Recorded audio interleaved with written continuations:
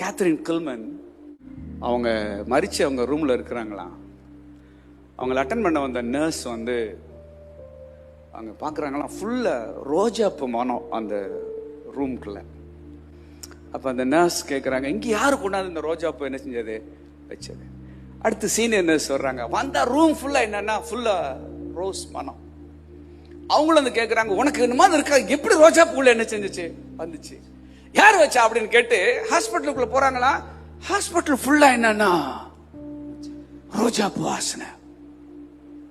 அடுத்து வளாகம் முடிச்சு என்னன்னா ரோஜாப்பூ வாசனை. வேற அந்த சிட்டி ஃபுல்லாவா, அந்த ஸ்ட்ரீட் ஃபுல்லா ரோஜாப்பூ வாசனை.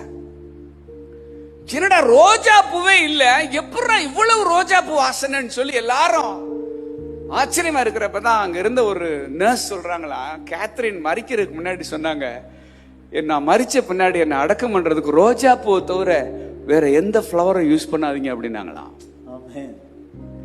ஆனா அங்க ரோஜா பூவே இல்ல, ஆனா பரலோகம் அந்த வளாகம் முழுசும் அந்த ஸ்ட்ரீட் ஃபுல்லா ஒரே ரோஜா பூ வாசனை.